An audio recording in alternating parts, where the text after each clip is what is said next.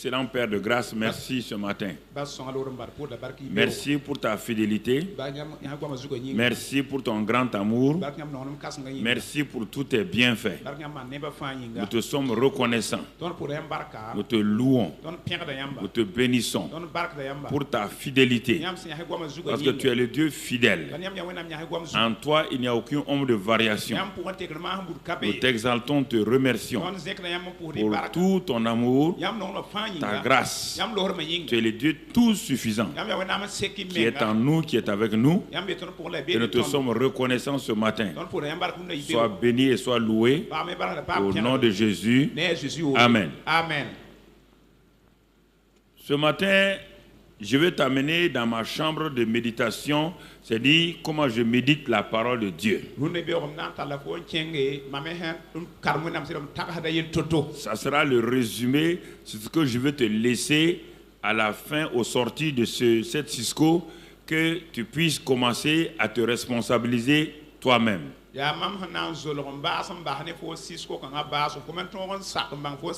le titre du message, comment méditer la parole de Dieu. Comment méditer la parole de Dieu. C'est son titre comme cela. Alors, nous allons, suis-moi. Et d'abord, Jésus a dit, suis-moi. Moi, je te dis ce matin, comme je suis Jésus, je le suis. Alors, suis-moi dans mon temps de méditation. Et un homme devrait succéder à un homme de Dieu. Son nom s'appelle Josué. Dieu, sachant que cet homme-là a suivi ce grand homme de Dieu, mais qu'il devait fonctionner par lui-même, qu'il devait maintenant, par sa propre vie, avoir la victoire. Dieu lui donne un conseil. Et c'est ce conseil que je vais te donner ce matin. Alors, si tu as ta Bible, tu l'ouvres avec moi. Si tu n'as pas ta Bible, tu écris au fur et à mesure les versets et on y va. Donc, tu resteras là et on va aller. Donc, Dieu lui dit, il dit Josué. Moïse n'est pas un grand homme de Dieu.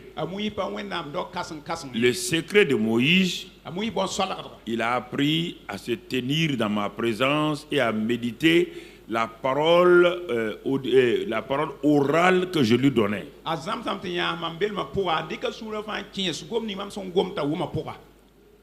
Et voilà le secret de Moïse. Alors, comme tu dois lui succéder, tu fais partie de la nouvelle génération. Alors, je vais te montrer comment ton mentor, ton leader a réussi. Il dit, Josué, que ce livre de la loi ne s'éloigne point de ta bouche.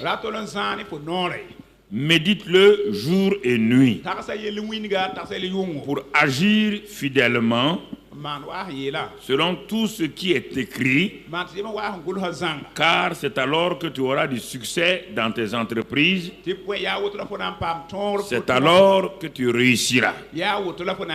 Donc Dieu donne les conditions du succès ici à Josué pour sa vie et son ministère. Alors, puisque je suis dans le temps de méditation,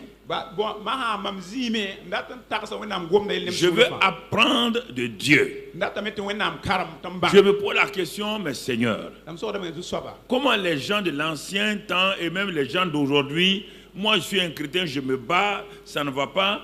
Quel est le secret? Les gens m'ont dit c'est la prière. Dieu dit attends, on va aller point par chaque chose à sa place.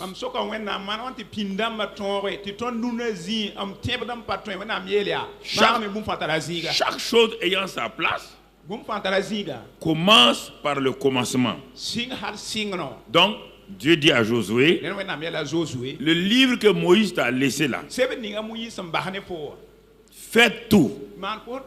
Régulièrement. Fixe tes yeux sur ce livre-là. Fais penser les paroles, ces paroles-là dans ta tête. Mets-la dans ta bouche. Et ensuite agis selon ce qui est écrit. Je t'assure, tu réussiras dans tes différentes entreprises. On ne parle pas entreprise électricité ou autre, sinon quand on dit entreprise ici, c'est tout ce que tu fais dans la vie. Donc mon frère, ma soeur, c'est alors que tu réussiras. Alors je suis là. Ah bon? Mais quel est le domaine dans lequel je veux réussir? Puisque Dieu vient de me parler, je pose ma Bible, je m'assois et je commence à réfléchir. Je suis dans ma chambre. Je veux apprendre au pied du Seigneur. Oh Seigneur, tu me dis qu'il y a du succès. Tu me dis qu'il y a même dans toutes mes entreprises, c'est-à-dire ma famille, ma vie, mon travail, mon ministère, il peut avoir du succès. Dieu dit oui. C'est pourquoi, mon enfant, je te dis, voilà ce qu'il faut faire. Donc, mais comment ce succès-là va se passer? Quel est le moyen? Quelle est la clé? Je continue à méditer. Et il se trouve que le succès que je vais avoir, ça peut être une bonne santé. C'est un succès. Ça peut être dans tous les domaines. Je médite sur la parole. Je me dis, la parole ne doit pas s'éloigner. Seigneur, y a-t-il un autre passage qui va m'aider à comprendre ce que tu veux me dire?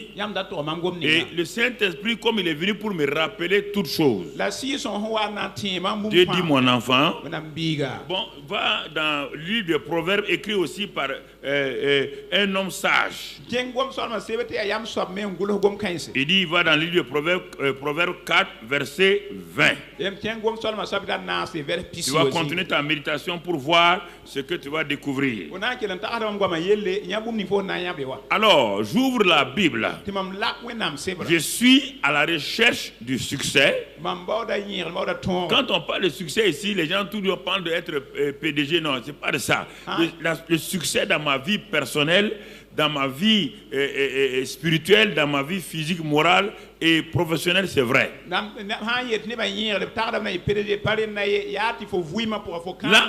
le Seigneur vient et comme il s'est adressé à Josué, il va s'adresser à moi. Il dit, mon fils. Ah, je suis enfant de Dieu, donc je dis, ah, Dieu me parle cette fois-ci. Par l'autre côté, on dirait qu'il parlait à Josué. Et comme je ne suis pas Josué, je peux avoir des doutes. Mais ici, il me dit, mon fils. Effectivement, je dis que je suis enfant de Dieu. Donc, je suis fils et fille de Dieu. Ah, qu'est-ce qu'il veut me dire? Maintenant, mon attention est bien attirée. On dit Josué. Je ne suis pas Josué. On me dit maintenant, mon fils. Ça au moins, je suis enfant de Dieu. Qu'est-ce que mon père veut me dire? Qu'est-ce que mon père veut m'enseigner? Il dit, mon fils, sois attentif à mes paroles. Ah, c'est plus précis qu'avec Josué. Il a dit que la parole ne se loin pas de tes bouches. Dieu me dit, sois attentif. Attentif, attention. Donc ça veut dire, fixe tes pensées. Scelle tes pensées. Que tes pensées maintenant commence à se fixer sur ce que tu vas lire. Sois attentif à mes paroles. Ça, c'est un premier moyen. Et deuxièmement, quand tu vas devant un homme de Dieu et tu sais que l'homme de Dieu a la parole, il dit en ce moment-là, prête l'oreille à mes discours que je mets dans la bouche de cet homme de Dieu. Dieu est en train de m'aider, d'amplifier et d'approfondir ma méditation. Donc, prêtez attention. Et maintenant, je prête mes oreilles au discours. Dieu me dit, est-ce que tu as vu le verbe que j'ai utilisé? Quel verbe j'ai utilisé? Il dit prêter. Et qu'est-ce qu'un prêt? C'est quelque chose qui t'appartient et que tu prends pour donner à quelqu'un pour un temps. Dieu me dit que si je vais avancer, au moment où j'arrive dans la salle où l'homme de Dieu prêche, Dieu dit à ce moment-là, ne laisse pas quelqu'un d'autre te parler, prête-moi tes oreilles, prête-moi. C'est-à-dire que donne-moi tes oreilles, donne tes oreilles à ma parole.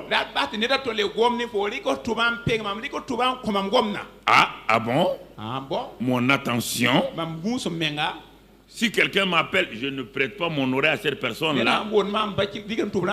Si quelqu'un m'invite, je refuse son invitation. Si quelqu'un veut murmurer à mon oreille, je dis mon ami, j'ai prêté mes oreilles déjà à Dieu et à sa parole. Ne viens pas me distraire, ne viens pas me créer des difficultés. Je suis en train de méditer, je veux savoir, je veux réussir. Et il me dit, quand tu as fait ça, fais attention à tes yeux. Que mes discours ne s'éloignent pas de tes yeux. Là, je ne suis plus devant un pasteur. Dieu dit attention. Il se peut que tu veux le succès qu'on appelle bonne santé. Mais toi, tu es tout le temps en train de regarder ton corps. Tu es en train de regarder tes résultats médicaux. Dieu dit fais attention. Si tu regardes tes résultats médicaux là, les résultats médicaux ne font que dire ce qui est dans ton corps et ça ne te guérit pas. Ça ne t'apporte pas une guérison. Ça te montre un fait physique. Il dit en ce moment-là, détourne tes yeux de ces résultats. Détourne tes yeux de tes symptômes. Fixe-les sur la parole. Cherche, tu vas voir, il dit, mais où je vais trouver cette parole? Dieu dit, mon fils, continue à méditer, continue à lire. Ne laisse pas qu'un téléphone vienne te divertir. Dès que tu prends le téléphone, moi je coupe la relation avec toi. Quand tu vas revenir pour écouter, je ne te parle plus. C'est pourquoi ferme ton téléphone et mets-le au loin. Si au moment où tu médites, toi tu réponds à un coup de fil, le Saint-Esprit interrompt la relation. Et ce n'est pas fini. Et il me dit, quand tu fais ça, vous voyez bien la pensée, les oreilles, les yeux sont des portes qui vont te donner accès à la parole quelque part. Sont des entonnoirs. Résultat, garde-les dans le fond de ton cœur. Tu as entendu de l'extérieur, tu vas aller emmagasiner à l'intérieur. Et ton cœur devient un grenier. Et comment veux-tu qu'un cœur qui est rempli de paroles ne soit un cœur stérile? Il dit, voici le résultat maintenant. Conclusion, quand tu as été attentif, quand tu as prêté l'oreille à la parole de Dieu, quand tes yeux ont été fixés sur la parole, et mon frère, quand tu les gardes dans ton cœur, le Seigneur te dit, car c'est la vie pour ceux qui les trouvent. Et ensuite, c'est la santé pour tout leur corps. Et voilà mon succès déjà devant moi. Donc avec ça déjà, mon cœur est rassuré. Je commence à voir, mais je vous pose la question. Tu ne connais pas ça. Tu te jettes, tu te mets à prier. Tu vas prier quoi? Je te pose la question. Vous me dites que je suis contre la prière là. Tu vas prier quoi? Tu vas prier tes propres prières. Tu vas prier tes besoins. On ne prie pas ses besoins. On prie la parole de Dieu. Tu vas prier quoi? Ah Seigneur, tu vois, je suis malade. Je suis malade. Guéris-moi. Alléluia. Ça ne guérit pas quelqu'un. Dieu dit, mais quelle est la parole? Dans ton cœur là, c'est la peur, l'incrédulité, c'est le doute. Donne-moi une parole. Là, je m'assois. Mais Seigneur, je comprends pourquoi maintenant, malgré tous ces temps de prière et de cris là, ça ne va pas. Dieu dit, j'ai ma méthodologie. Et ma méthodologie, la voilà. Il dit, les hommes ont leur méthode, moi aussi j'ai mes méthodes. Et de même que tu obéis aux méthodes des hommes, tu ne veux pas écouter mes méthodes. Ça va être difficile pour toi. Ça va être très difficile pour toi. Mon frère, ma soeur, est-ce que tu vois? Ah, maintenant, il dit, garde ton cœur maintenant plus que toute autre chose. Maintenant, ça c'est pour quand tu as le succès, là, si tu veux garder le succès, il dit, garde ton cœur plus que toute autre chose. Parce que là où il y a un coffre-fort de trésors, tout le monde verse ce coffre-fort. Mais un homme qui se promène avec 100 francs dans sa poche va aller n'importe où. Mais un homme qui transporte dans sa poche 20 millions ne va pas aller n'importe quoi. Et quiconque s'approche de lui, il fait attention. Et il dit, si tu as mis les trésors de la parole de Dieu dans ton cœur, en ce moment-là, garde ton cœur. Sois le gardien de ton cœur. Dieu a investi dans le jardin d'Éden. Il dit à Adam, garde le jardin. Il ne l'a pas gardé. Quelqu'un d'autre est venu enlever le jardin, les biens du jardin de sa main. Et il a commencé à être malade, à être pauvre, à être méprisé, jusqu'à ce que la mort physique l'atteigne. C'est pas fini? Il dit, car de lui viennent les sources de la vie. Et car de ta bouche la fausseté. Tout ça, c'est pour garder le trésor maintenant. Tu as été guéri. Dieu dit, si tu veux garder la guérison, garde ton cœur. Fais attention à ta bouche. Éloigne tes lèvres des détours. Que tes yeux regardent en face et que tes paupières se dirigent devant toi. Les choses que tu as fixées sur la parole de Dieu qui t'ont amené le succès, ce sont ces mêmes choses-là. Si tu ne les gardes pas, qui vont enlever le succès de ta main. Un homme de Dieu, c'est un cuisinier. Dieu lui donne la nourriture au temps convenable pour donner. Mais un homme de Dieu ne peut pas nourrir quelqu'un. C'est toi qui dois manger. Il te donne les ingrédients. Et c'est toi qui dois faire ta sauce. La sauce qui convient à ton corps. Les gens croient qu'un homme de Dieu a une puissance, une sagesse par lui-même, et qu'il suffit de poser les mains ici, de poser les mains ici, tout va réussir. Tout homme de Dieu est dans un combat perpétuel. Tout homme de Dieu chaque jour combat le bon combat de la foi. Il n'y a pas un homme de Dieu qui s'élève. Ne vous laissez pas flatter. Quand vous regardez la télévision, il n'y a aucun homme de Dieu aujourd'hui sur la terre là. Donnez le nom et tous combattent. Ils ont des problèmes familiaux, ils ont des problèmes de santé, ils ont des problèmes de persécution, tous sans exception. Il n'y a pas un seul, les plus grands, les plus petits. C'est pourquoi fixe les yeux sur la parole. Tu n'as pas besoin de copier quelqu'un.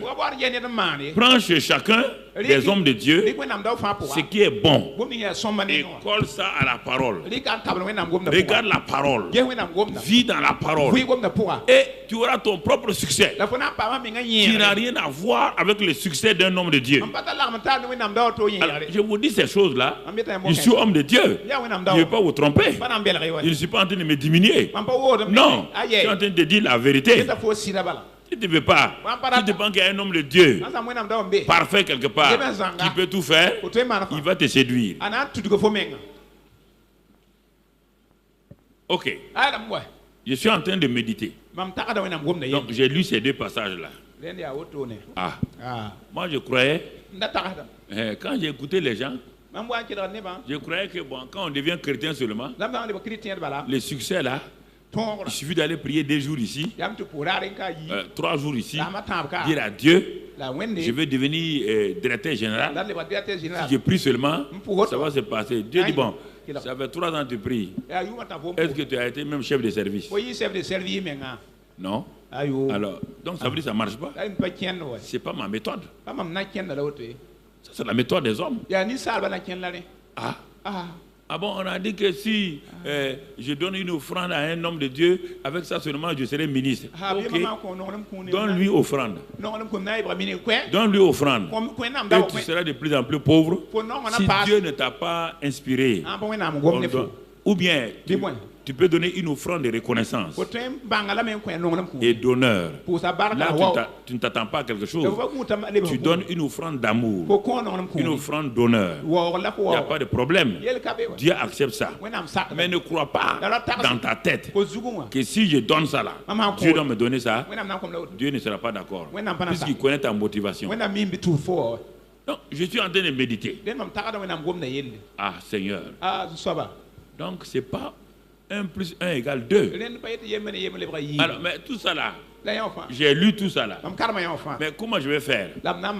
Dieu me dit, mon fils, tu veux la victoire. Tu as lu tout ça là. Tu veux la victoire. Je vais t'amener. Et il te dit, va dans 1 Jean 5. 1 Jean 5. Et je vais te montrer maintenant comment tu vas entrer dans ce qui est actif. J'ai médité les grandes méthodes donc de succès. Voilà. Dans 1 Jean 5, verset 4. J'arrive là-bas. Je suis dans mon temps de méditation. Mon frère, dans ce temps de méditation. Et j'ai lu là-bas, il dit parce que tout ce qui est né de Dieu triomphe du monde. Je m'arrête. Je réfléchis. Seigneur, tu dis Josué, pour réussir, doit faire ça, ça, ça. Et tu me dis mon fils, ma fille, pour réussir aussi, pour recevoir la guérison, pour recevoir la guérison de mon âme, de mon corps, de ma famille, je dois faire ça. Prêtez attention, prêtez l'oreille, mes yeux, dans mon cœur, et j'aurai la victoire. Maintenant, tu me montres le moyen. Quel est le moyen? Il me dit, il me rappelle encore, comme tu es mon fils, ce sont les fils qui triomphent. Tout ce qui est né de Dieu triomphe du monde. Donc, qu'est-ce que tu me dis, Seigneur? Je te dis, malgré les méthodes que je te montre là, il y a un monde qui s'oppose à toi. Le monde ne te laissera pas gagner comme ça. Ah, donc il y a un obstacle. Elle me dit, oui. L'obstacle s'appelle qui? Il dit, c'est pas Satan lui-même. Satan a tissé un système, il est le prince du monde. Il a mis en place un système derrière lequel il est caché. Satan ne peut pas venir à toi directement parce qu'il n'est pas omniprésent. Donc qu'est-ce qu'il a fait? Il a manifesté son omniprésence par un système mis en place qu'on appelle le monde. Il a mis à chaque tout ce qui concerne l'homme. Dans les affaires, il a mis son système. Dans la santé, il a mis son système. Partout où l'homme est concerné, il a mis un système. C'est pourquoi on l'appelle le prince du monde. Il a mis son système. Et maintenant que tu veux avancer, malgré tout ce que tu as lu là, tu as médité, tu as prêté attention. Mais tu vois, ça ne fonctionne pas. Dieu te dit, mon égal, je viens d'ajouter un élément nouveau. Quiconque est né de Dieu triomphe du monde.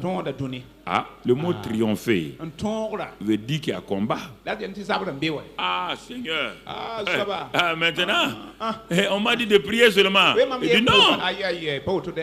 Pourquoi j'ai dit triompher? Quand on dit quelqu'un a triomphé, c'est parce qu'il a eu un combat. On dit qu'il a triomphé, il est devenu champion du monde.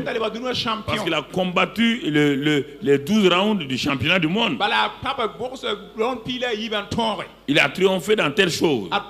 Il y a eu un combat. Mais le pasteur nous a dit seulement si on fait ça, on fait ça. Quel pasteur t'a dit ça? Quel pasteur t'a dit ça? Ah bon? Une femme peut aller s'asseoir devant un pasteur. Supposons qu'elle soit stérile. Lui dire, ma fille, si tu fais ça, tu auras un enfant. Tu dis alléluia. Tu auras l'enfant là, sans combat. Les 9 mois là, c'est quoi? 9 mois de quoi? Tu auras l'enfant là en dansant, en levant les bras, alléluia, alléluia. L'enfant sort maintenant. Pourquoi il faut être intelligent spirituellement. Pourquoi vous laissez que les gens vous nettoient le cerveau? Pourquoi vous laissez ça là? On dit triompher. Tu as déjà vu quelqu'un porter une médaille d'or sans payer le prix? Au moment où tout le monde dort, lui il fait quoi? Tout ce que les gens mangent, lui il refuse de manger. Et vous voulez que la vie chrétienne comme ça, c'est levé seulement, bon l'homme de Dieu fait ça, il proclame ça. Non. Il faut savoir méditer.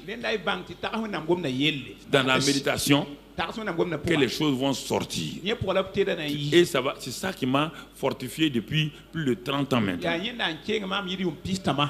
J'ai fait au moins 10 ans de lutte inutile. Je croyais aux hommes de Dieu parce qu'ils avaient ça. Ils ont prié pour moi, ils ont tout fait. Dieu m'a dit, ce sont des hommes de Dieu. Il y a le Dieu de l'homme. Toi, tu dis homme de Dieu. Tu ne t'intéresses pas au Dieu de l'homme. Tu auras des problèmes. Quelle que soit la puissance de cet homme-là, il est limité. Commence à t'intéresser au Dieu de l'homme.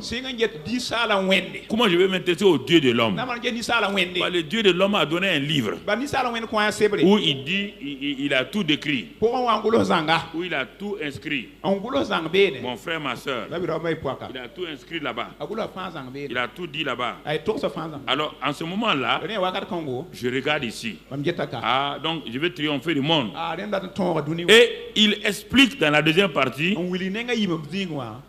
Et la victoire qui triomphe du monde, c'est notre foi. Il dit, Donc, je suis en train de voir maintenant le moyen que Dieu me donne pour triompher. Pourquoi? Donc, méditer la parole, l'écouter là. Et tout cela, pour réussir là, c'est la foi. Pourquoi la foi?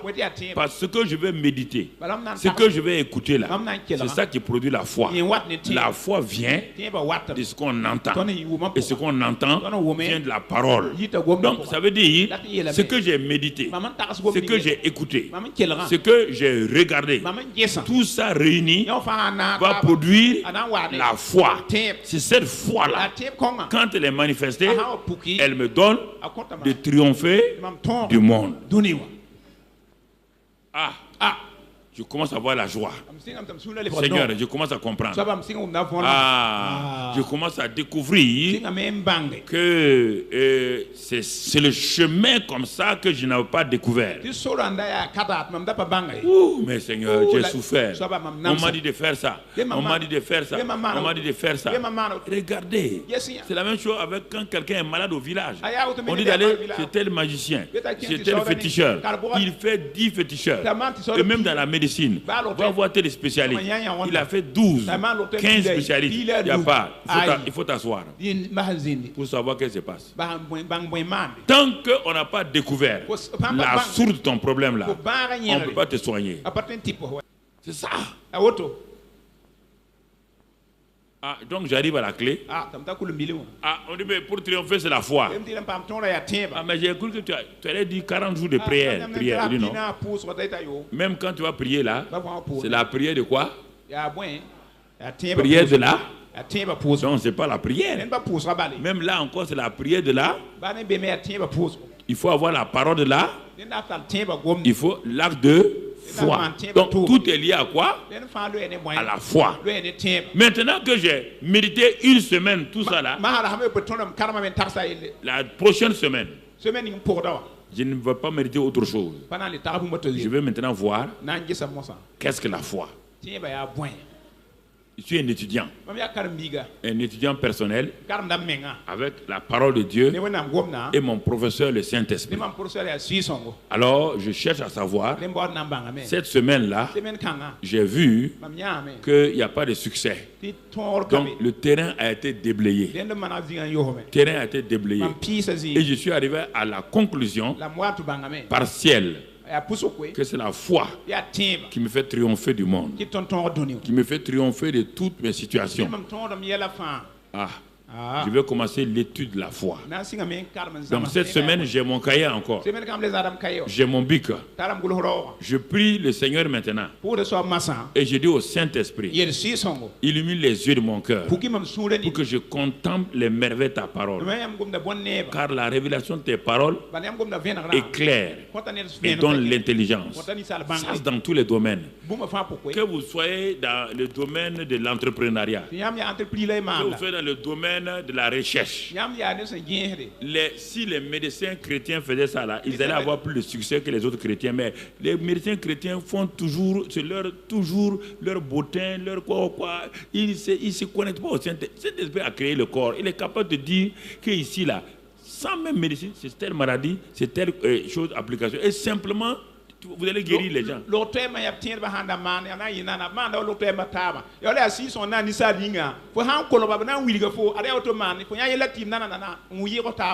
Toujours, il faut tâter les seins des femmes.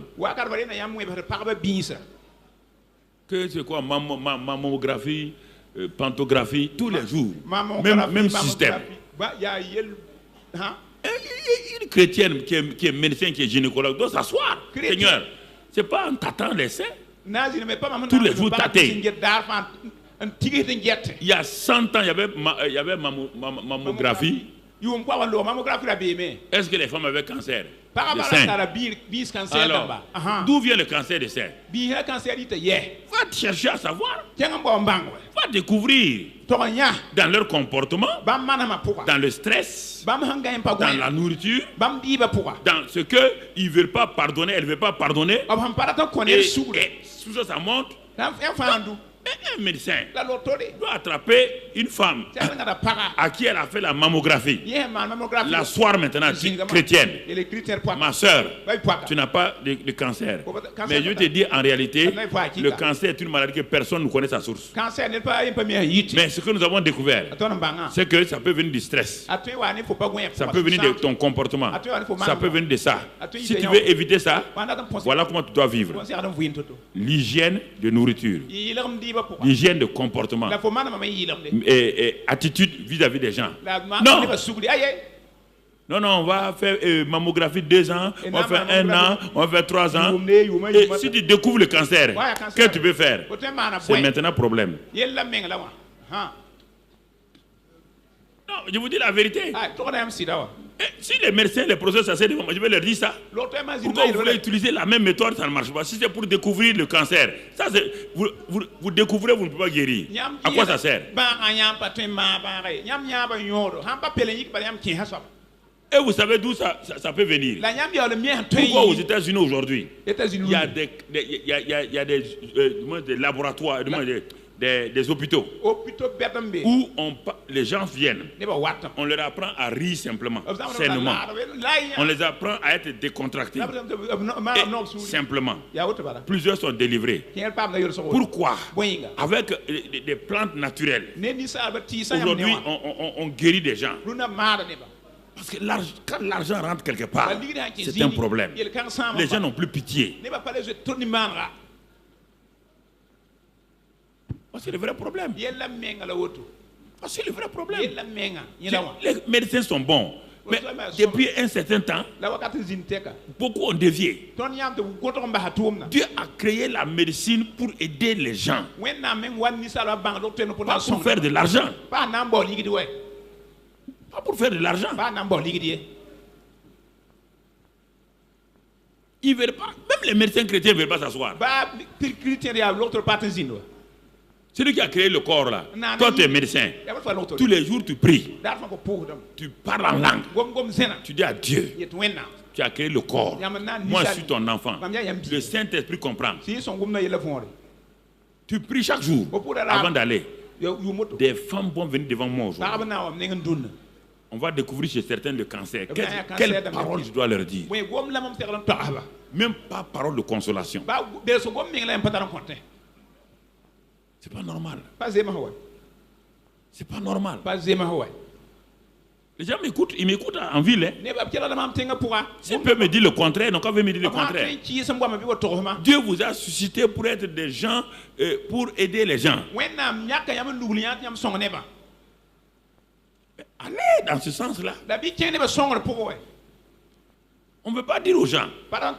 Si tu enseignes les gens, tu ne vas plus avoir l'argent. Mais au moins tu as sauvé des gens. Tu es heureux. Je ne dis pas que ce n'est pas négatif. C'est pour aider, les aider. C'est pour les aider. Quand tu es mécanicien chrétien, quand on amène les voitures dans ton garage, toi tu les répares plus vite que le mécanicien ordinaire. Si tu es informaticien, avec la sagesse que tu as, tu réussis plus que les autres. C'est ça. C'est ça le plus. C'est ça la présence du Saint-Esprit. C'est ça l'élément fondamental du Saint-Esprit. Mais si toi tu fais ça, tu es boulanger et tu es comme les autres boulangers qui fraudent là, qui mettent la farine de n'importe quoi. Mais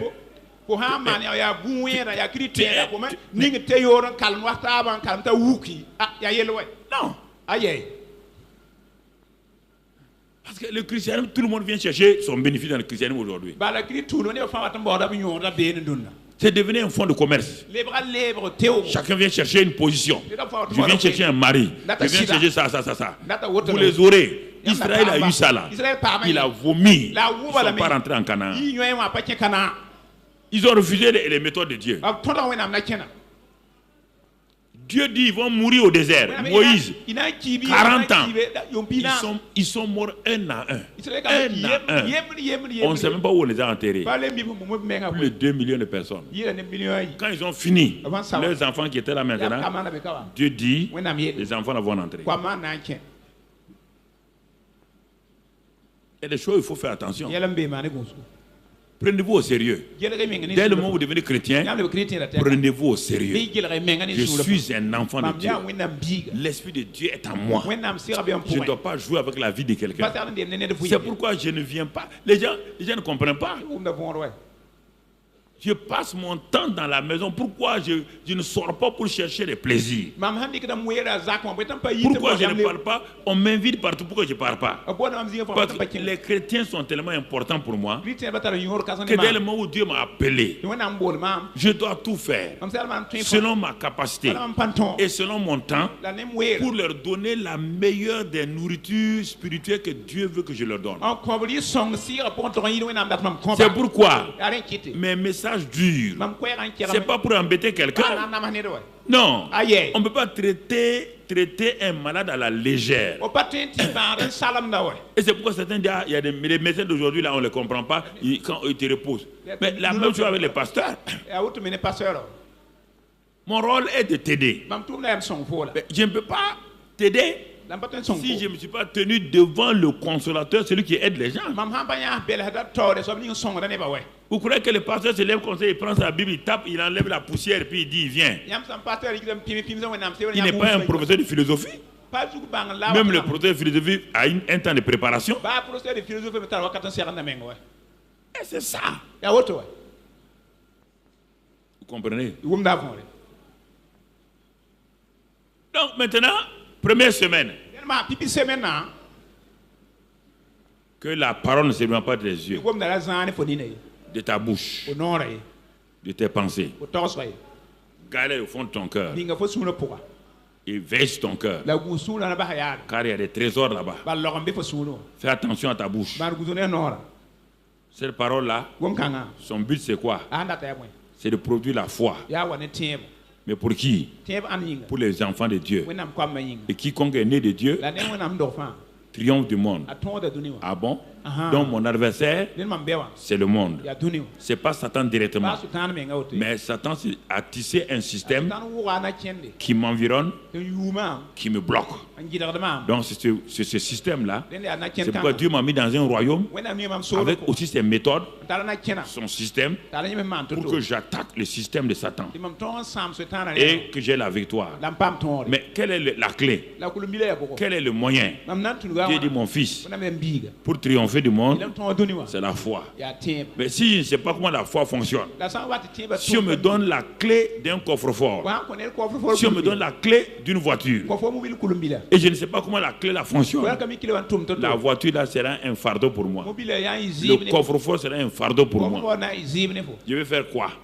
Il y a de l'argent là-dedans. Je ne connais pas comment mettre le code. Je ne sais pas comment faire fonctionner. Je suis riche et pauvre en même temps.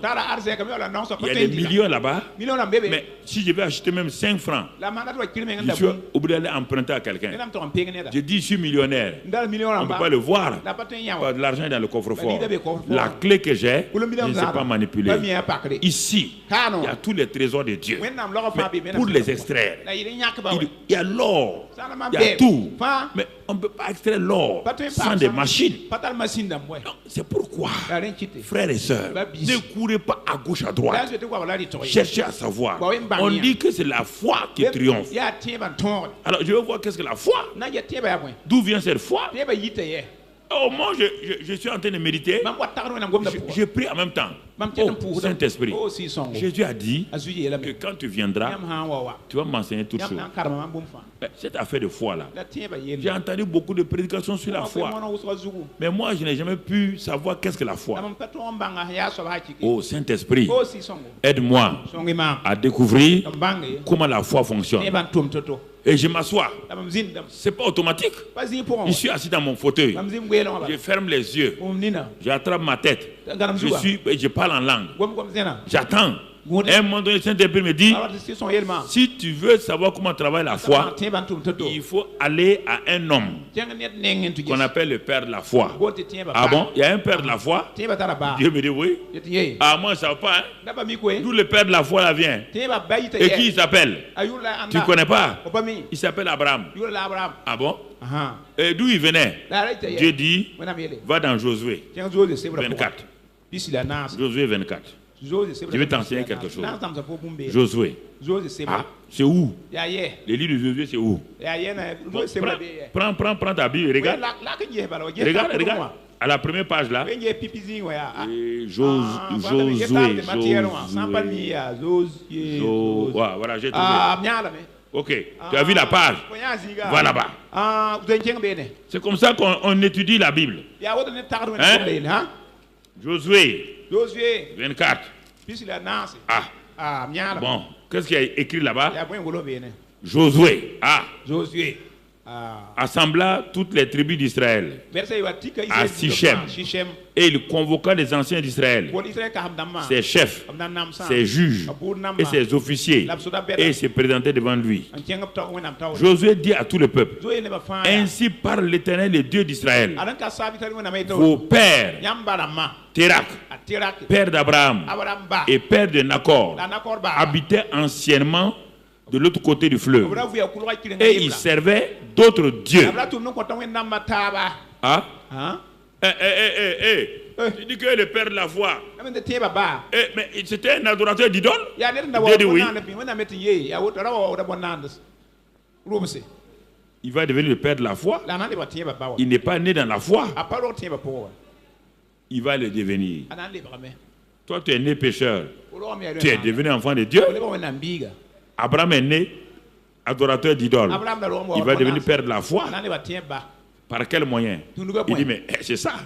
C'est ça. Tu veux connaître la foi, non? Voici, je m'en vais derrière pour prendre un païen, un adorateur d'idole, et je vais te montrer qu'il est devenu père de la foi. Tu es en train de prêcher la foi. Ça ne marche pas. Retourne au commencement. Retourne à l'original. Ah bon? Donc les parents d'Abraham, son père Térak, ses ancêtres là, ils adoraient des idoles, d'autres dieux. D'autres dieux. C'est pas l'Éternel. Non. Qu'est-ce qui s'est passé? Le verset qui suit. J'ai pris votre père Abraham. Il est notre père. Oui. Quel genre de père? Pas père physique. J'ai pris votre père Abraham. Je l'ai discerné. Je l'ai pris de l'autre côté du fleuve. L'autre côté du fleuve, on adorait qui? Hein? D'autres? Est-ce qu'il y avait l'Éternel là-bas? D'autres dieux. Et je lui fis parcourir tout le pays de Canaan. Je multipliai sa postérité et je lui donnai Isaac, etc. Seigneur. Ah bon? Tu as pris. Tu l'as pris où? Je m'arrête encore. Je suis un étudiant de la Bible. Je ne connais pas. Tu l'as pris où? De l'autre côté du fleuve. Pour l'amener où? Tu dis Canaan. Mais comment ça s'est passé? Comment cette histoire-là? À quel moment tu as parlé à Abraham? Dieu dit tu ne connais pas. Le Saint-Esprit est venu en toi pour te rappeler tout ça. Et dit si tu ne sais pas, cherche même dans ton dictionnaire, dans ta concordance, le mot Abraham. Comment le nom va apparaître la première fois? Si tu ne sais pas chercher la Bible, tu as une concordance, non? Regarde là-dedans. La première fois que le nom Abraham va apparaître. Il dit ah bon? Mais c'est vrai, hein? C'est vrai, hein? J'ouvre ma concordance rapidement. Je cherche Abraham. La première fois que ce nom apparaît, j'arrive. Genèse 1, Genèse 2, Genèse 3, 4, 5, 6, 7, 8, 9, 10. Je ne trouve pas Abraham. Et quand j'arrive à Genèse 11, je trouve Abraham. Il dit bon, ok, j'ouvre Genèse 11. Abraham. Oh, Dieu. Tu es bon, hein? Tu es un bon professeur. Je suis en train d'étudier. Ah, je regarde là-bas. Et je cherche. Et le nom là vient. Il dit ceci, cela. J'arrive. Puisqu'on m'a dit Térak. J'arrive à Genèse 11, verset 27. Voici la portée de Térak. Térak engendra Abraham. Ah, donc le Abraham là, le voilà ici. Donc c'est lui, hein? Et qu'est-ce qui s'est passé? Alors, verset 31, je saute. Térak prit Abraham son fils. Et l'autre fils d'Aran, fils de son fils. Et Sarai, la belle-fille, femme d'Abraham. Il est sorti de Ur, en Chaldée, le pays des adorateurs d'idoles, pour aller au pays de Canaan, l'autre pays. Et il vint jusqu'à Charan et ils y habitèrent. Le papa d'Abraham n'a pas continué. Il a fait stop. Dans ta vie, ne fais jamais stop. Si tu fais stop, tu ne vas pas parvenir. C'est parce qu'il a fait stop à Charan. Charan veut dire petit résultat, petit fruit. Quand ta vie commence à porter des petits résultats, toi tu t'arrêtes. C'est là-bas que tu vas finir ta vie. Tu ne vas pas rentrer. Donc Térak est mort. Ouais bien. Quand Térak est mort, chapitre 12, l'Éternel dit à Abraham, va-t'en de ton pays, de ta patrie et de la maison de ton père, dans le pays que je te montrerai. Je ferai de toi une grande nation et je te bénirai. Je rendrai ton nom grand et tu seras une source de bénédiction. Je bénirai ceux qui te béniront et je maudirai ceux qui te maudiront et toutes les familles de la terre seront bénies en toi. Mais, oh Dieu, la semaine passée, tu m'as enseigné que ça méritait la parole. Donc la parole a une importance. C'est la parole qui donne la foi. Et tu dis c'est la foi qui donne la victoire. Ah, je commence à comprendre. Tu as donc parlé à Abraham. Il dit oui. Abraham n'a pas eu la foi comme ça. La foi d'Abraham est venue de quoi? Parce que moi j'ai dit à Abraham, quitte. Va, voilà ce que je vais faire. Je vais te bénir. C'est un jour de bénédiction. Quand il a entendu cette parole-là, cette parole a créé en lui la confiance en moi. Et regarde, Abraham partit.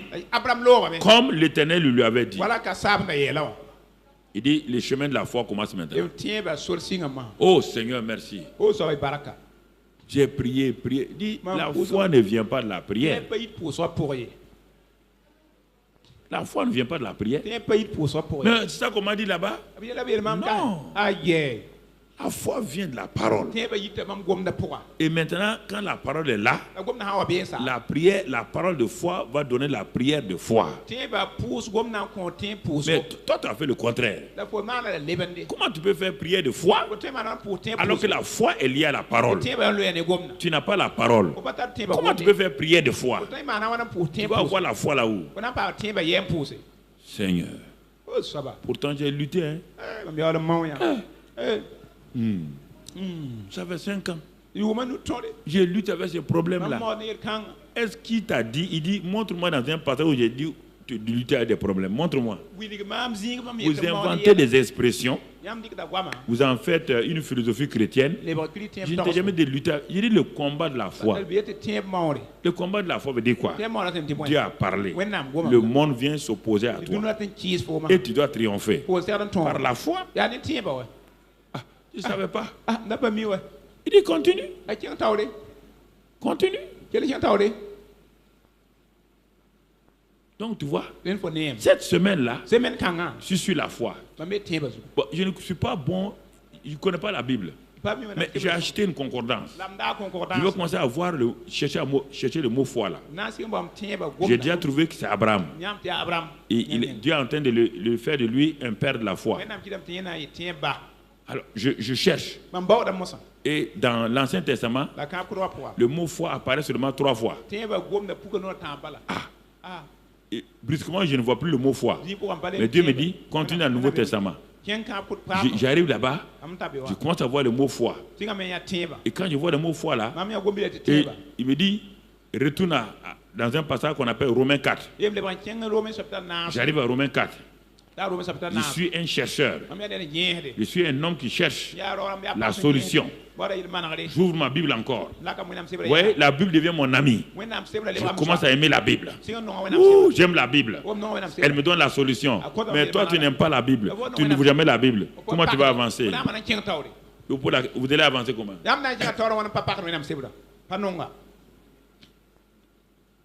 Vous allez avancer comment? Vous n'aimez pas la Bible. Vous ne voulez pas l'ouvrir. Vous allez avancer comment? Regardez votre misère. Vous allez avancer comment?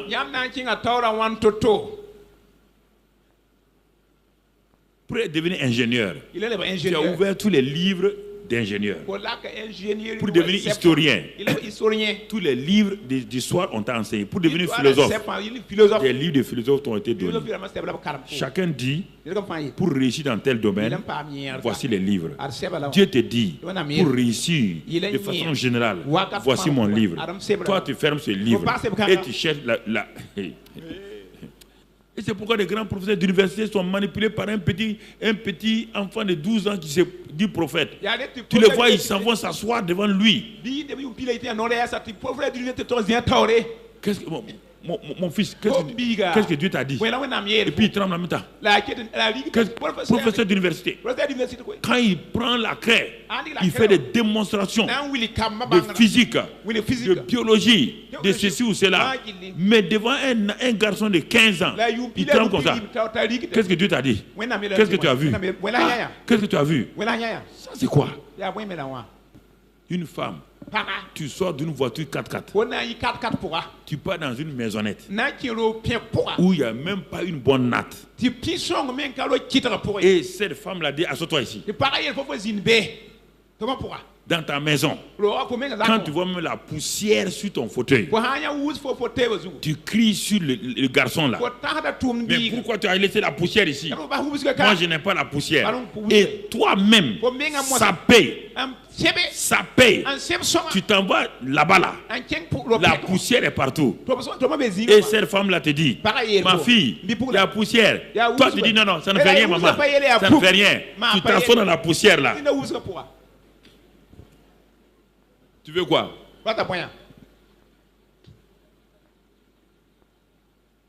Donc, quand tu veux la prophétie, il n'y a plus d'hygiène. Il n'y a plus d'hygiène. Et tu vas enlever ton mouchoir blanc là même, enlever, essuyer. Et dans ta maison, quand tu vois une simple poussière, ton garçon là va souffrir en tes mains.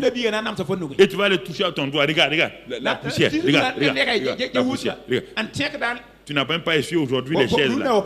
Et toi, tu vas chez une vieille femme édentée. Et tu es assis sur une natte remplie de poux. Tu veux entendre quoi? Tu quittes ta maison, la parole est là. Dieu est ici avec sa parole. Tu laisses Dieu. Tu vas t'asseoir devant quelqu'un.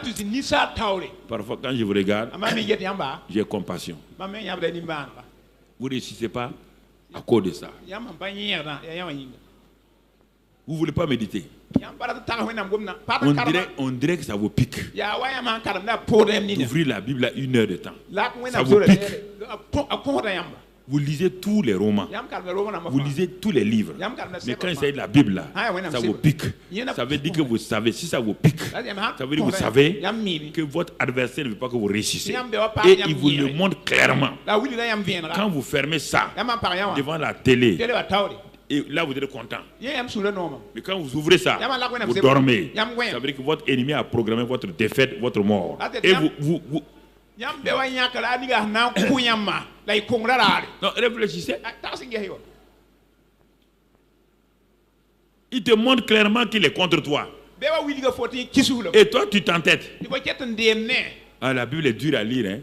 Si la Bible n'est pas un livre de succès, pourquoi il est dur à lire? Tu lis les livres de pornographie facilement.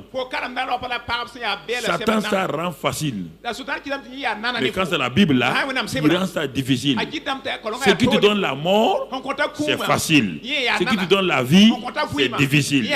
Tu es intelligent, donc ça veut dire qu'il y a un adversaire. Il y a un adversaire.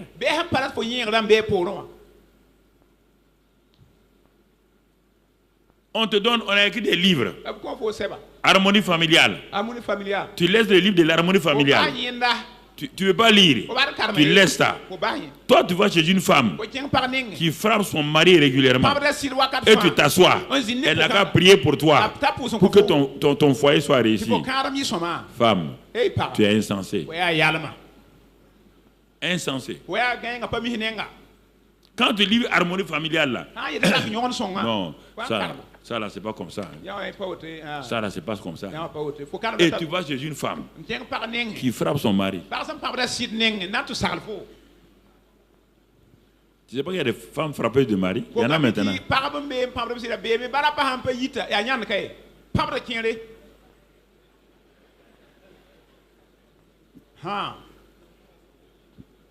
Non mais les gens ne veulent pas méditer. Non. Si la méditation n'était pas réelle, Satan n'allait pas s'opposer. Jamais. Jamais. Jamais. Donc je m'en vais dans Romains 4. Je suis passionné. Je dis mais Seigneur, je n'ai pas appris ça. Dieu dit, tu commences à aimer la parole. Hein? Oh oui, j'aime. Non, j'aime la parole. Je serre ta parole dans mon cœur. Je serre ta parole dans mon cœur. Et tu commences à chanter tout seul. Tu commences à découvrir comment le jeune homme rendra-t-il plus son sentier en marchant selon ta parole. Je serre ta parole dans mon cœur afin de ne pas pécher contre toi. Tu commences à découvrir que le psaume 119 est vrai. Le psaume 119, c'est le psaume de la parole. On te voit tous les aspects de la parole dans le psaume 119.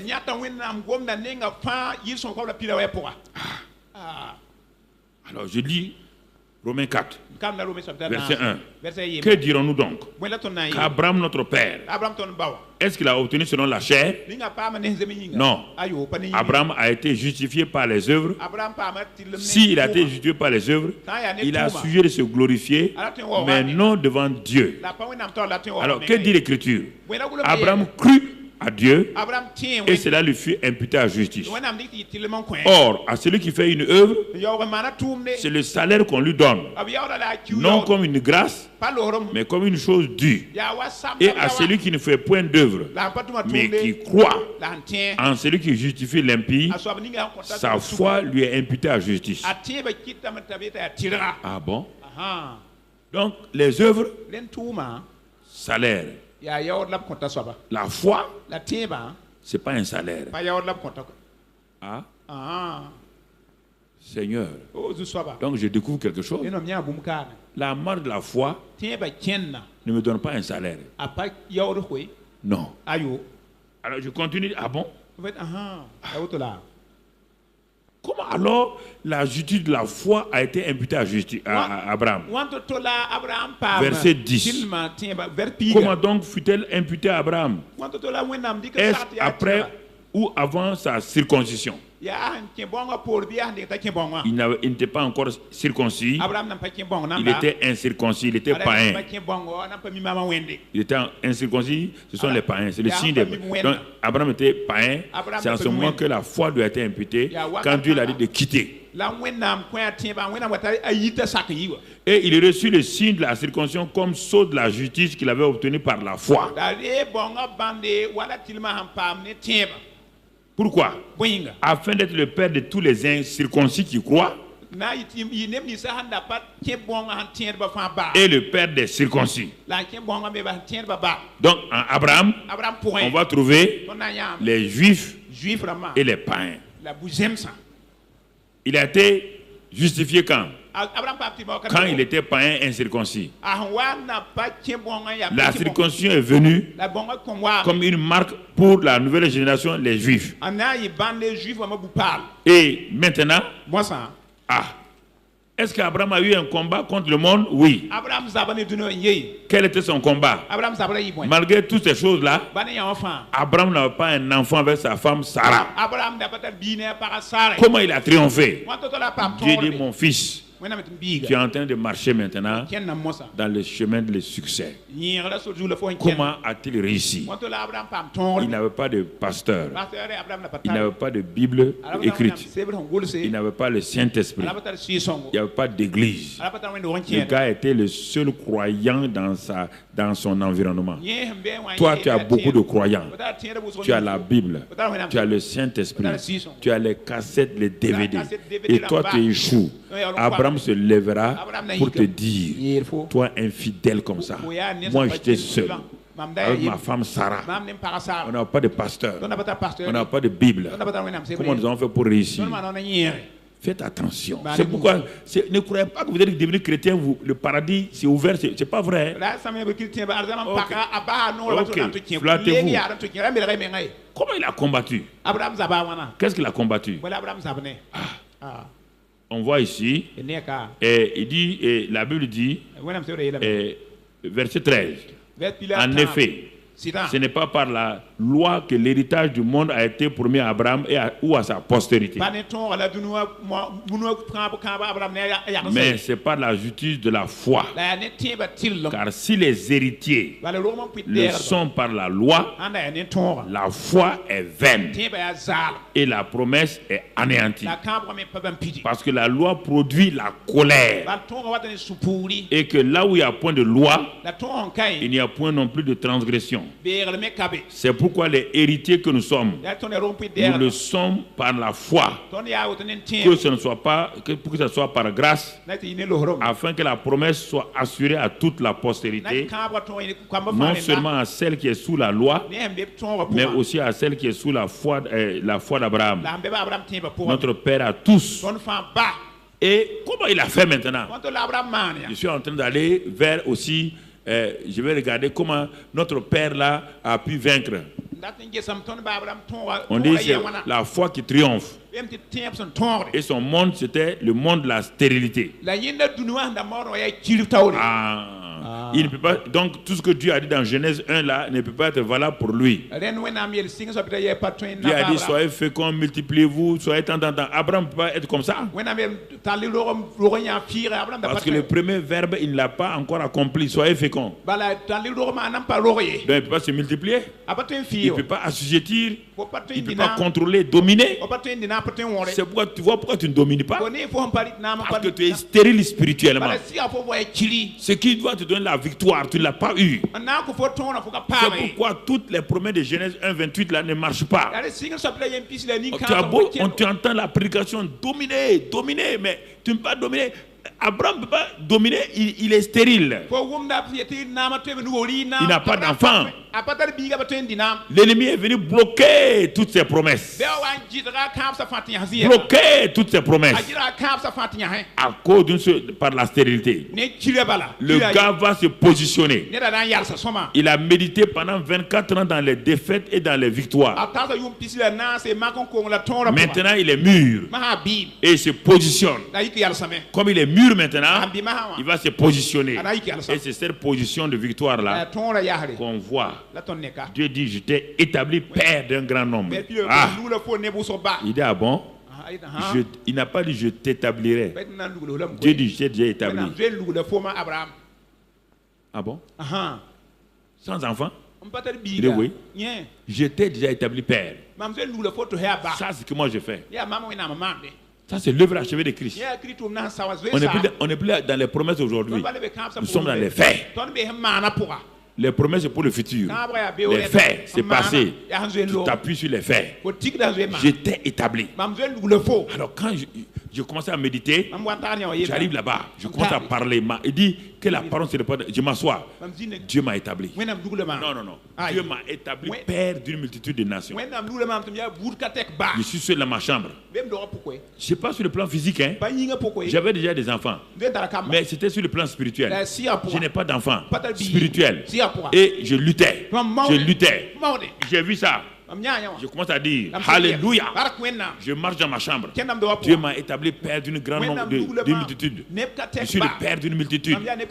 Aujourd'hui, les gens me parlent comme ça. Mais moi, il y a 25 ans, moi, je me suis appelé comme ça. Je suis père d'une multitude. Le gars, il a commencé. Et il s'est établi. Il a cru Dieu. Il n'a pas cru en Dieu.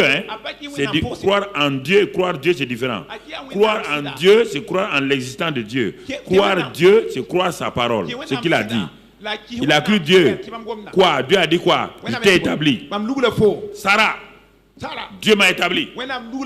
Tu t'appelles plus Sarah, Tu t'appelles Sarah.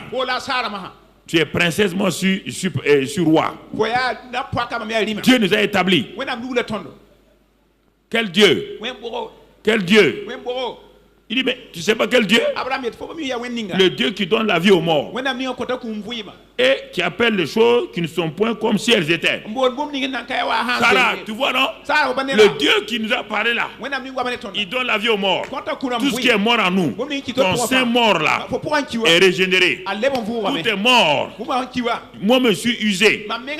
Mon affaire là ne fonctionne pas. Dieu donne la vie à mon affaire là. Alléluia, Sarah. Dansons maintenant.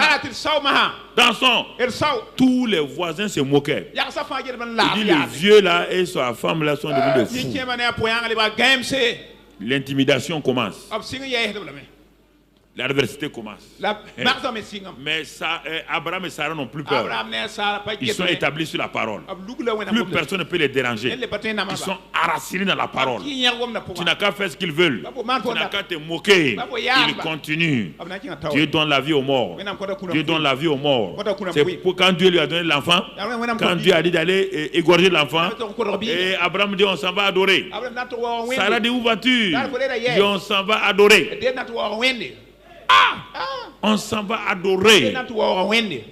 Quand on s'en va adorer, on revient, non? Il n'est pas revenu avec Isaac. Vous ne voulez pas adorer. Vous ne connaissez pas Dieu. Job était un grand homme saint. Mais il avait entendu parler de Dieu loin. Quand il a traversé les épreuves, il dit maintenant, j'avais entendu, maintenant mes yeux t'ont vu. On peut être chrétien longtemps sans connaître Dieu. On a entendu parler de lui parce que les pasteurs ont prêché. Le pasteur a dit, mais tu ne le connais pas. Tu ne le connais pas. C'est ça. Il faut le connaître par l'expérience personnelle. Tu as vu? Qu'est-ce qu'il a fait? Quand l'ennemi a dit, tu sais que Abraham, tu sais que la foi est une ferme assurance des choses qu'on espère. Il dit, mais oui, mais toi tu espères quoi? Un vieux carcasse comme ça, tu espères quoi? Le sein de ta femme est mort, tu espères quoi? Tu peux espérer quoi naturellement? La médecine a dit qu'il n'y a pas d'espérance. La science a dit qu'il n'y a pas d'espérance. Abraham a commencé à danser. Il dit, et le Dieu auquel j'ai cru là, il est le Dieu de l'espérance. Je vais aller puiser mon espérance en lui. C'est pourquoi la Bible dit, il espéra contre toute espérance. C'est ça. Donc la méditation commence à te fortifier. Le gars commence à voir sa victoire. Il commence à voir ses enfants. Il commence à voir ses enfants nombreux comme les étoiles. Il regarde le sable. Il dit mes enfants seront nombreux comme le sable. Mes enfants seront nombreux comme les étoiles. Le gars est passionné maintenant. Il continue. Et ensuite mon frère, et il dit sans faiblir dans la foi, il ne considéra point que son corps était déjà usé. Puisqu'il avait près de 100 ans et que Sarah n'était plus en état, il n'a pas considéré. Il n'a pas comptabilisé. Il n'a pas ouvert un compte de perte. Au ciel, Dieu a ouvert un compte et Dieu l'a crédité. Père d'une multitude de nations. Si Dieu dit au ciel que tu es père d'une multitude, Et toi, tu ouvres un compte de perte et profit sur la terre. Tu débites ce compte-là. Tu as des problèmes. Mon frère, l'imputation comptable est là. L'imputation comptable. Il a dit les écritures qui sont passées au ciel. J'en fais mienne sur la terre. Il a passé les écritures. Et il dit, il ne considéra pas.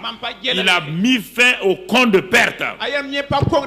Mon frère, ma soeur, il n'a pas considéré. Les gens disent Abraham, ne sois pas insensé. Regarde. Il ne regarde pas. Il regarde la parole. Écoute. Il dit je n'écoute pas. J'écoute la parole. Constate. Je ne constate rien. Je constate la parole. Regarde. Regarde. Non. Regardez frère. Et qu'est-ce qu'il a fait? Et il ne douta point par incrédulité. Et il fut fortifié donnant gloire à Dieu. Il a commencé à composer des chants. Commencé à composer des chants, à louer Dieu. Il n'a rien vu encore. On n'a pas de devoir d'abord. Toi, tu veux voir. On t'a dit qu'Abraham a prié, jeûné. Non. Il a quitté cette étape-là. Le combat de la foi, il n'y a plus de jeûne et prière. Hein. Ce que je vous ai dit hier soir. Renverser les murailles. Parler. Repousser l'ennemi. Résister à Satan. Proclamer qui vous êtes. Prenez possession. Dire à Satan d'ôter sa main sur vos affaires. Briser le pouvoir. Et simplement louer le Seigneur. Glorifier le Seigneur. Parce qu'il a dit, la chose s'accomplit. Vous êtes père. Il vous a établi ici. Il vous a... Quand j'ai commencé à méditer comme ça, la Bible est devenue mon livre de chevet. C'est devenu mon livre de chevet. La Bible est couchée à côté de moi. Tout le temps, ma Bible est posée. Tout le temps, elle est posée à côté de moi sur mon livre. Je ne pose jamais ma Bible sur la table. Jamais. Je dors avec ça. Je me réveille avec ça. Tu comprends? Voilà ce que je voulais te dire ce matin, avant que tu ne partes. Si tu ne fais pas comme ça, là, tu peux faire aller à Washington prier. Tu vas venir trouver ici, rien n'a changé. Tu vas faire tous les groupes de prière. Si tu ne médites pas toi-même, mon ami, même si tu vas au restaurant, le meilleur restaurant du monde, si tu refuses de manger, tu vas sortir affamé. Donc ce que je vous ai dit ce matin, c'est comment méditer la parole de Dieu. C'est ce que j'ai fait quand j'étais jeune. Je n'avais pas de mentor, je n'avais pas de père spirituel, personne. Je suis décidé à faire ça. Si tu prends la décision ce matin, il n'y a pas de problème. Mon frère, aujourd'hui, toi, tu m'appelles père. Moi, je n'ai pas de père. J'avais des pasteurs. Et même, ils ne savent pas comment faire. Donc, je me suis assis au pied du Père Céleste. Et le Saint-Esprit qui est en moi, Jésus a dit, quand il va venir, il va vous rappeler tout. Il va vous enseigner tout. Il va témoigner de moi. Il va convaincre le monde. Il va vous conduire dans la vérité. Il prendra ce qui est à moi et vous l'annoncera. Il montrera les choses à venir. Il me glorifiera. Quand j'ai vu ces 7 choses dans Jean 14, Jean 15, Jean 16, j'ai dit, plus jamais dans ma vie, je vais échouer. J'aurai des problèmes. Je n'ai pas dit, je peux tituber. Sur la route du succès, on peut tituber. Dans le championnat du monde, on peut te gagner sur 3 rounds. Mais le dernier round, tu mets ton adversaire KO. Malgré les 3 défaites, c'est toi qui es champion du monde. Satan peut te faire tituber, te faire tomber. Tu te lèves, tu t'arrêtes. Tu as dit Satan, écoute-moi, regarde-moi, j'ai la victoire. Car je suis plus que vainqueur en Christ Jésus. J'ai triomphé du monde. Mes prières sont exaucées. Car je connais la volonté de mon Père. La volonté de mon Père est ici. Je marche dans ça. Rien ne va me faire faillir. Tes difficultés ne vont pas me faire reculer. Je reste sur la parole. Je ne regarde pas mes symptômes. Je ne regarde pas à mon sol. Je ne regarde pas à ma situation financière. Je ne regarde pas aux difficultés. Je regarde la parole de Dieu. Je m'inscris dans la parole de Dieu. Je m'enracine dans la parole de Dieu. Je remplis ma bouche de la parole de Dieu. Il n'y a rien de mystique dans ça. On dit que c'est un médicament. Comment peut-être guéri du palu si tu refuses d'avaler les médicaments? Quel que soit le médecin, tu ne seras jamais guéri. Donc le médecin te demande, as-tu avalé mes comprimés hier? Tu dis, médecin, je vous aime beaucoup, mais je n'ai pas avalé. Tu n'aimes pas le médecin, tu es un menteur. Si tu aimais le médecin, tu allais comprendre que Jean 14, 15 dit quoi?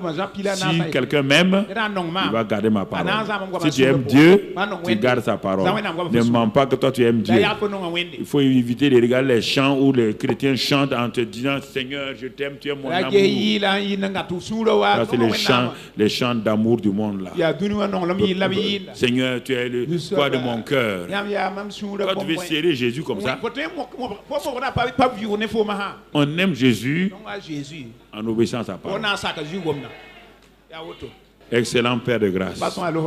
Merci pour ton peuple ce matin. Merci pour ta grâce. Merci pour ta fidélité. Merci pour tous tes bienfaits. Apprends-nous à méditer ta parole. Car la méditation de ta parole ouvre notre intelligence, nous donne la victoire. Merci Père pour tous tes bienfaits, pour ton peuple. Bénis-les, renouvelle-les. Que ta grâce soit sur eux. Au nom de Christ Jésus. Amen. Amen. Voilà.